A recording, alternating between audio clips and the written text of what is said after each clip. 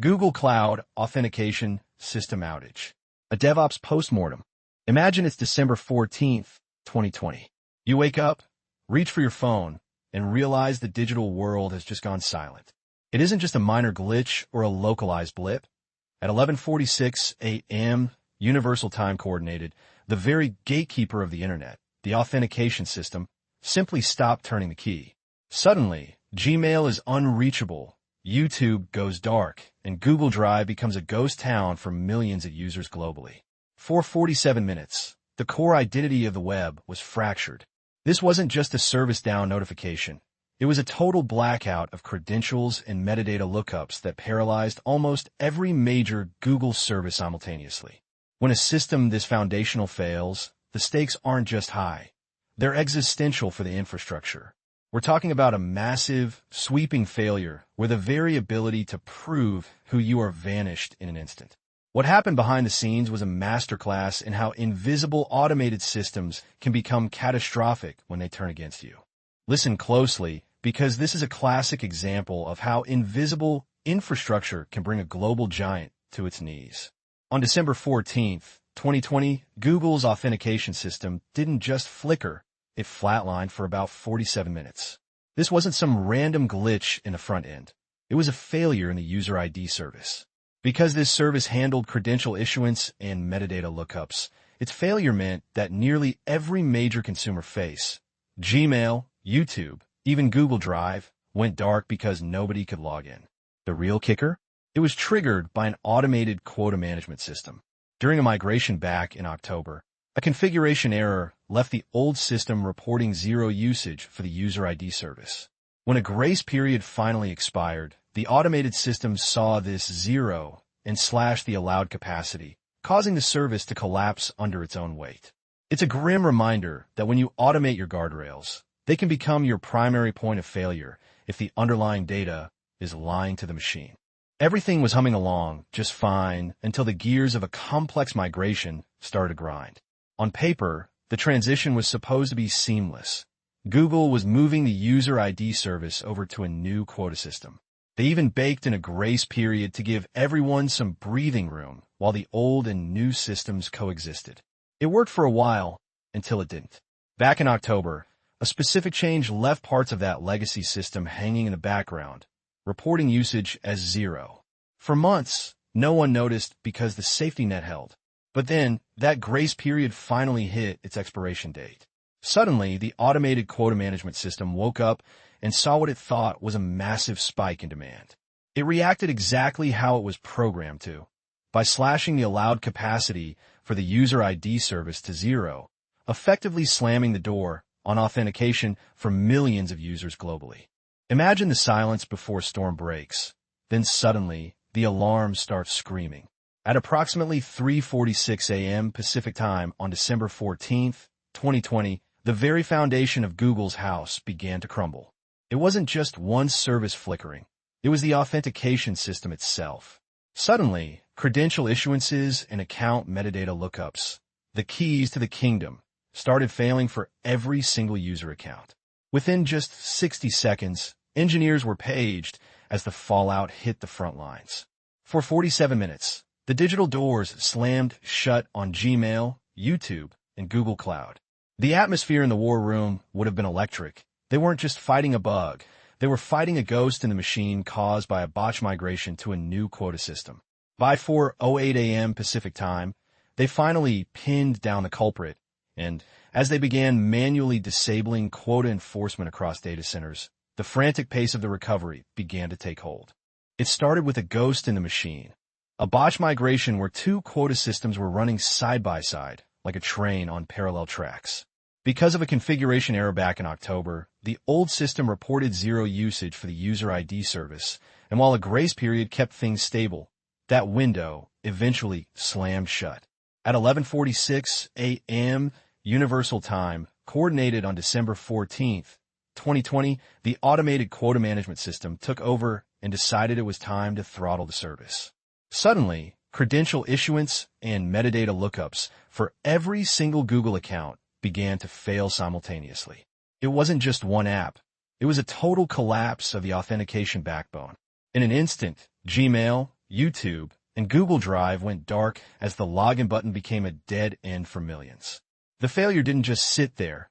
It radiated outward, paralyzing the entire ecosystem in a massive, global domino effect that lasted until the SREs could manually kill the enforcement. Imagine trying to manage a massive migration where you're essentially running two engines at once, but only one is actually hooked up to the dashboard.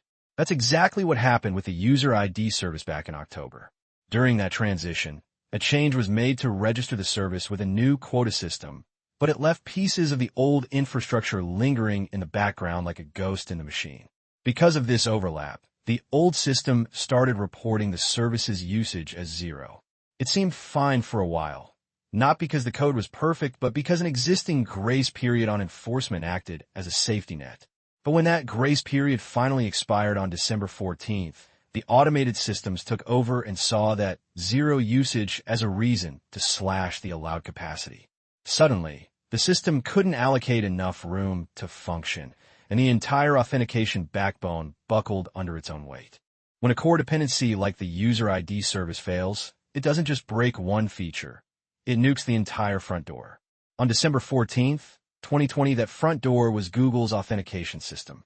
For about 47 minutes, the blast radius expanded across the globe, effectively locking out users from almost every major pillar of the ecosystem. We aren't talking about a minor glitch in a niche tool. We're talking about Gmail, YouTube, Google Calendar, and Google Drive all going dark simultaneously. At approximately 11:46 a.m. Universal Time, coordinated credential issuance and metadata lookups began failing for nearly every account on the platform. Imagine millions of users suddenly finding themselves unable to log in or access their primary communication and productivity tools. It was a total blackout of the authentication layer, turning a technical failure into a global headline. Imagine the silence of a morning shift being shattered by a literal global blackout. On December 14th, 2020, at roughly 3:46 a.m. Pacific Time, the authentication system started buckling. Credential issuance and metadata lookups just flat out failed for every user. The SREs were paged within 60 seconds of that impact hitting customers. They weren't fighting a simple bug. They were wrestling with a ghost in the machine left over from an October migration. A legacy quota system was incorrectly reporting usage as 0, and when a grace period expired, the automated systems panicked and choked the service's capacity. By 4:08 a.m. Pacific Time, the team pinpointed the root cause. They moved fast, disabling quota enforcement in one data center at 4:22 a.m. Pacific Time to prove the fix worked before rolling it out globally by 4:27 a.m. Pacific Time. By 4:33 a.m. Pacific Time, error rates finally stabilized, ending a frantic 47 minutes where the digital front door to Gmail and YouTube was slammed shut. By the time the SREs jumped in, they had to act fast to stop the bleeding of the user ID service. The fix wasn't a complex code rewrite. It was a manual intervention to disable quota enforcement across the infrastructure. They started with one data center at 12:08 p.m. Universal Time coordinated, and the situation stabilized almost immediately. By 12:27 p.m. Universal Time coordinated, that same mitigation was rolled out to every data center in the fleet. Once they pulled that lever, error rates finally began to drop back to normal levels by 12:33 p.m. Universal Time coordinated. To make sure this ghost didn't haunt them again, Google overhauled their quota management automation and tightened monitoring for configuration errors. They learned the hard way that when you're migrating systems, having old and new logic coexist is a minefield. Now, they focus on ensuring core services are resilient enough to survive when these underlying dependencies inevitably throw a tantrum. When you're dealing with a core dependency like the user ID service, there is no room for ghost systems to haunt your infrastructure.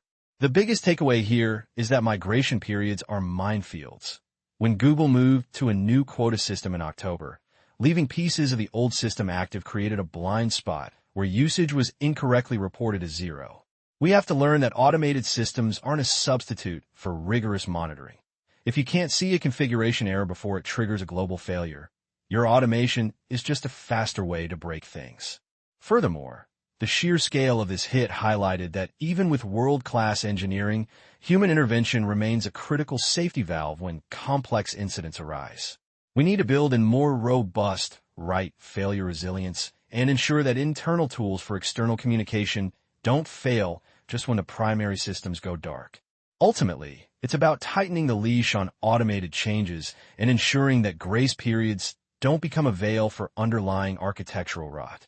That's how Google turned a very bad day into a lesson. If this saved you an outage, subscribe for the next postmortem.